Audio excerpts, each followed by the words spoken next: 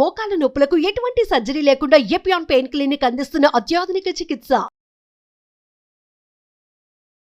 Hi hello నమస్తే, welcome to our channel. నేను మీ Swathi. Diabetes వాళ్ళు ఆయుర్వేదంలో మెడిసిన్ ఉందా లేదా అని డౌట్ పడుతూ ఉంటారు. అలోపతి వాడుతూ ఆ షుగర్ లెవెల్స్ని కంట్రోల్ చేసుకోవడానికి ఇన్సులిన్ తీసుకుంటూ కొన్ని ఆహార పదార్థాలు తినాలనిపించినా తినలేక ఇలా రకరకాలుగా సఫర్ అవుతూ ఉంటారు. బట్ ఆయుర్వేదంలో షుగర్ లెవెల్స్ని కంట్రోల్ చేసుకోవడానికి అద్భుతమైన రెమెడీస్ కావచ్చు, ట్రీట్మెంట్ కావచ్చు ఉంది అంటున్నారు సురక్ష ఆయుర్వేదం పంచకర్మ స్పెషలిస్ట్ పూర్ణ రాజేశ్వరి గారు. మాట్లాడేద్దాం. నమస్తే మేడం. నమస్తే అమ్మా. మేడం, డయాబెటీస్ పేషెంట్స్ గురించి మాట్లాడాలి అంటే ఎంత మాట్లాడినా కూడా తక్కువే. అవును. ప్రతి ఇంట్లో ఒకరికి లేదా ఇద్దరికి ఖచ్చితంగా ఏజ్తో సంబంధం లేకుండా ఈ డయాబెటీస్తో బాధపడుతూ ఉన్నారు. ముఖ్యంగా ఏంటంటే అలోపతి గురించి మనం పక్కన పెట్టేస్తే ఆయుర్వేదంలో ముఖ్యంగా ఈ డయాబెటీస్కి మెడిసిన్ ఉంటుందా, అంటే కంట్రోల్ చేసుకోవచ్చా, ఇలా డౌట్స్తో కూడా చాలామంది ఆ ఆయుర్వేద వైద్యం తీసుకోకుండా ఆగిపోయిన వాళ్ళు ఉన్నారు. కానీ మీరు చాలా హ్యాపీగా సింపుల్గా అసలు మెడిసినే వాడుతున్నామన్న ఆలోచనే లేకుండా షుగర్ లెవెల్స్ని కంట్రోల్ చేసుకోవచ్చు మెడిసిన్ వాడుతూ అంటున్నారు. మరి ఆ వైద్యం ఏంటి, ఆయుర్వేదం యొక్క అద్భుతాలు ఏంటి మన డయాబెటీస్ పేషెంట్స్ కోసం? యాక్చువల్లీ డయాబెటీస్ అనేది పెద్ద ప్రాబ్లం. ముఖ్యంగా ఇండియా లాంటి డెవలపింగ్ కంట్రీస్లో ఇంకా కమింగ్ విదిన్ షార్ట్ పీరియడ్ ఇండియాలో 50% పీపుల్కి డయాబెటీస్ ఉంటుందని చెప్పేసి లేటెస్ట్ రీసెర్చ్ అనమాట. సో అందుచేత ఏంటంటే యూత్ కూడా డయాబెటీస్ వస్తుందేమో అని చాలా జాగ్రత్తగా ఉండాలి. ఆల్రెడీ షుగర్ డయాబెటీస్ ఉన్నవాళ్ళు ఇంకొంచెం కాషియస్గా ఉండాలి.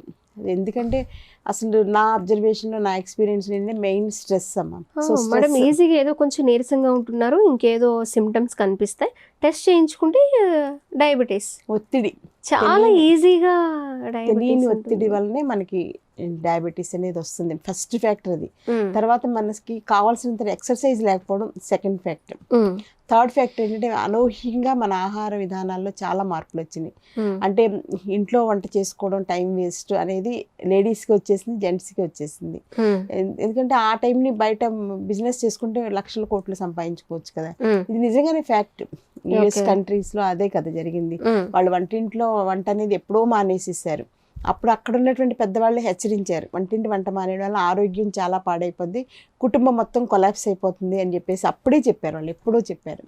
అవన్నీ మనం ఇప్పుడు చక్కగా దిగుమతి చేసుకుంటున్నాం కదా, అంతా మన యుఎస్ కల్చరే కదా. అసలు మన భారతీయ విధానం ఏంటి, మన భారతీయ సంస్కృతి ఏంటి, సంప్రదాయం ఏంటి పుట్టి మర్చిపోయాం. సో ఈ నేపథ్యంలో ఏంటంటే డయాబెటీస్ని కూడా మనమే తెచ్చుకుంటున్నాం. సో అందుకని ఇంట్లో వంట మానేసేసి కడుపు నిండడానికి బోల్డ్ వెరైటీ ఫుడ్స్, చాలా టేస్టీ ఫుడ్స్ దొరుకుతున్నాయి.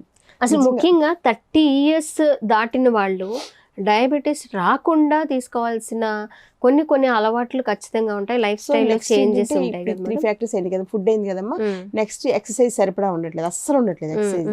ఇలా ఇక్కడ ఏసీ కార్ ఎక్కుతున్నాం, అక్కడ ఆఫీస్లో దిగుతున్నాం, మళ్ళీ అక్కడ పని చూసుకుంటాం, ఇంటికి వచ్చేస్తాం, లేదా బయటకు వెళ్ళి అంతా ఏసీలోనే ఉంటున్నాం. అసలు ఎక్సర్సైజ్ 2 అడుగులు కూడా నడవకుండా లిఫ్ట్ మనం లాక్కెళ్ళిపోతుంది.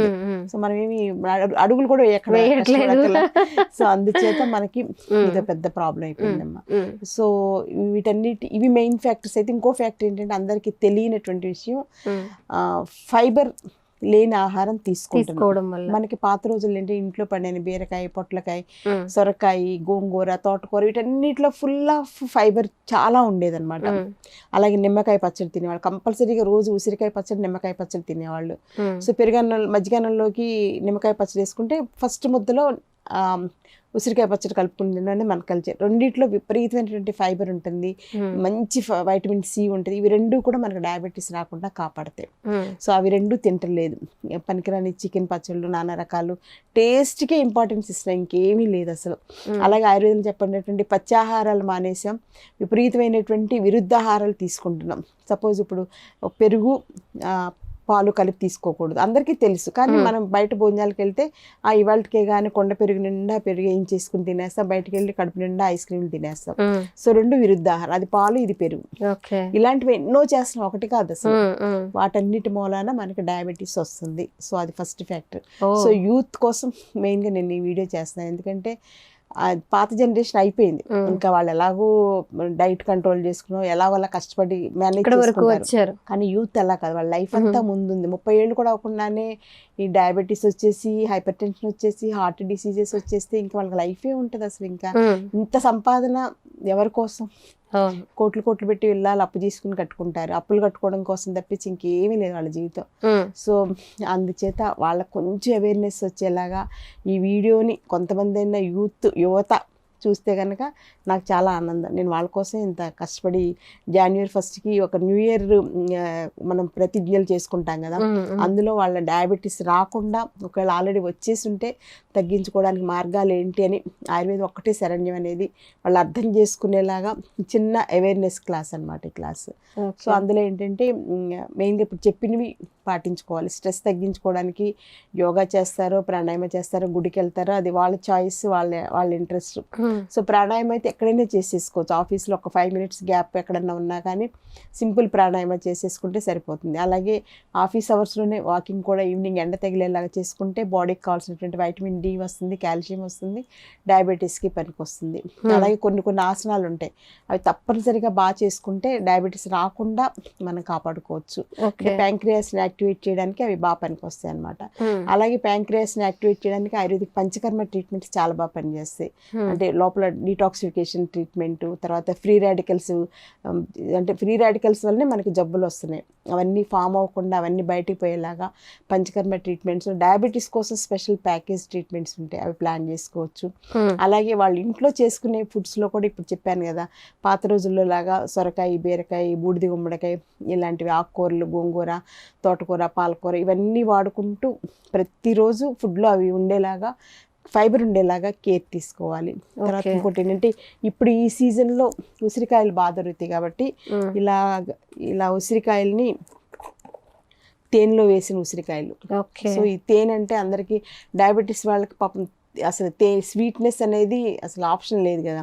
సో ఇలా ఉసిరికాయలని తేనెలో వేసినటువంటి ఉసిరికాయలని తీసుకోవడం వల్ల డయాబెటీస్కి చాలా బాగా పనిచేస్తుంది. అది వాళ్ళు ఎవరికి వాళ్ళు ఇంట్లో కూడా తయారు చేసుకోవచ్చు. లేదంటే నాకు ఫోన్ చేసినా నేను కొంతవరకు వాళ్ళకి గైడ్ చేస్తాను. సో ఈ ఉసిరికాయలను తీసుకుని ముందు కొంచెం జస్ట్ కొంచెం వాటర్ కానీ కొంచెం పంచదార కానీ వేసి ఒక పొంగు రానివ్వాలి.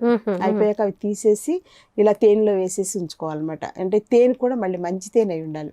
మళ్ళీ అందులో ఏదైనా పంచదార పాకం కలిపిన తేనె బయట అవే కదా, అలాంటిది ఏదైనా తీసుకుంటే మళ్ళీ ఉపయోగం ఉండదు. అందుకని ప్యూర్ హనీ అని అనుకుంటేనే ఇది అటెంప్ట్ చేయడం మంచిది, లేకపోతే దేని వల్ల కూడా సైడ్ ఎఫెక్ట్స్ ఉంటాయి. కానీ ఇది చాలా మంచిది. ఇలాంటి ఉసిరికాయలు తీసుకుంటే కనుక రోజు 3 పూట్ల తీసుకోవాలి. డయాబెటీస్ రాకుండానే పనికొస్తే, డయాబెటీస్ వచ్చిన వాళ్ళకు కూడా 3 పూట్ల ఇలా ఉసిరికాయ అంటే డయాబెటీస్కి చాలా మంచిది అనమాట. నేను ఎప్పుడు చెప్తుంటాను, నిషాములకి అని పసుపు ఉసిరి కలిపి తయారు చేసిన టాబ్లెట్స్ ఇంట్లోనే చేసుకోవచ్చు అని చెప్తాను. అలాంటిది అనమాట ఇది కూడా. అందులో పసుపు ఉంటుంది, ఇందులో తేనె ఉంటుంది. యాక్చువల్ తేనె కూడా ఆయుర్వేద ప్రకారంగా డయాబెటీస్కి చాలా మంచిదని చెప్పబడింది. మెడిసిన్ వాడుతూ ఇది తీసుకోవచ్చు. బయట రకరకాల మీరు అన్నట్టు ఇన్సులిన్ డిపెండెన్సీ ఉన్న వాళ్ళు ఉంటారు, రకరకాల ట్రబుల్స్ తోటి ఉంటారు. సో ఆయుర్వేదం ఏంటంటే ఉపద్రవానికి వెళ్లకుండా ఆయుర్వేద అంటే కాంప్లికేషన్స్ ఆఫ్ డయాబెటీస్ అంటే diabetic retinopathy, diabetic neuropathy, diabetic nephropathy ఇవన్నీ వస్తాయి కాబట్టి వాటి వరకు వెళ్లకుండా ఆయుర్వేదంలో చాలా మంచి మంచి మందులు ఉన్నాయి. ఆ మెడిసిన్స్తో పాటుగా ఇలాంటి డైట్ కేర్ కూడా అడ్వైజ్ చేస్తాం, ఇవి వాడుకోవచ్చు. తర్వాత ఇంకా పంచకర్మ చికిత్సలు, యోగా కూడా చాలా బాగా పనిచేస్తుంది. సో యోగాని ఆయుర్వేదాన్ని రెండూ కనుక సమంగా ఉపయోగించుకుని ప్లాన్ చేసుకుంటే కనుక డెఫినెట్గా డయాబెటీస్ తగ్గించుకోవచ్చు, రాకుండా కేర్ తీసుకోవచ్చు, డయాబెటీస్ కాంప్లికేషన్స్ కూడా తగ్గించుకోవచ్చు. సో ఇవి తెలుసుకోకుండా మీరు ఇన్సులిన్ వాడేసేసి నానా రకాలు ఎంత చేసినా కానీ దానివల్ల సైడ్ ఎఫెక్ట్స్ ఉంటే అవి ఎవ్వరు కూడా తగ్గించలేరు. దానికి పరిష్కారం అనేది అసలు ఇంకా వేరే వైద్య విధానాల్లో లేవు కాబట్టి ఆయుర్వేదం ఒకటే శరణ్యం. అలాగే దాంతోపాటు యోగా కూడా నిత్యం చేసుకునేలాగా ప్లాన్ చేసుకుంటే, ఎంత బిజీ లైఫ్ అయినా మనం ట్రై చేసుకుంటే జస్ట్ ఒక 20 minutes అయినా మనం యోగాకి స్పెండ్ చేసుకోవాలి. అలాగే ఒక 20 minutes వాకింగ్కి స్పెండ్ చేసుకోవాలి. ఎందుకంటే మనం ఇంత కష్టపడి జీవించేదంతా కూడా మంచి ఆరోగ్యం కోసం. అంతా పోగొట్టుకుని ఇంకా ఆరోగ్యం కోసం అవన్నీ పోగొట్టుకుంటే ఇంకా మిగిలేది ఏముంది అసలు? ఎంత లైఫ్ రిస్క్ అయిపోతుంది కదా. సో మన పాత రోజుల్లో ఏంటంటే వాళ్ళు ఏమీ లేకుండా చిన్న పొలం ఉండి ఒక గోమాత ఉంటే చాలు, వాళ్ళు మంచి హ్యాపీ లైఫ్ లీడ్ చేశారు. ఒక ఆవు ఉంటే ఆవు చక్కగా మనకి ఇంటికి కావాల్సిన పాలు, పెరుగు అన్నీ ఇచ్చేస్తాయి, నెయ్యి, పంచామృతాలు అన్నీ వచ్చేస్తాయి.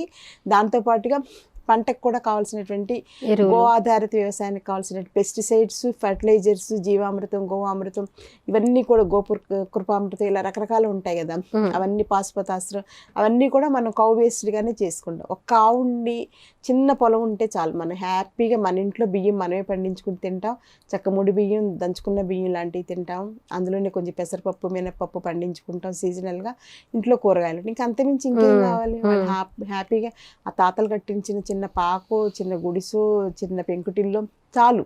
ఇప్పుడు మనం సిటీకి వచ్చి ఇంత కోట్లు లైఫ్లో ఉంటున్నాం, ఇన్ని 12 కోట్ల లగ్జరీస్ ఫ్లాట్స్ కొనుక్కుంటున్నారు, విల్లాస్ కొనుక్కుంటున్నారు, మనిషి ఒక్కడుంటాడు, ఒక 6 bedrooms హౌసెస్ అంటారు, ఎవరుంటారు, ఎవరు చేస్తారు, ఏంటి అసలు ఆ లైఫ్, లోపల వాళ్ళకి ఏం జరుగుతుంది ఏంటి అనేది తెలియదు. మన సంపాదన అంతా విల్లాస్కి ఈఎంఐ కట్టుకోవడానికి తప్పించి ఇంకేమీ లేదు అసలు. అందుచేత ఓల్డ్ ఈజ్ గోల్డ్.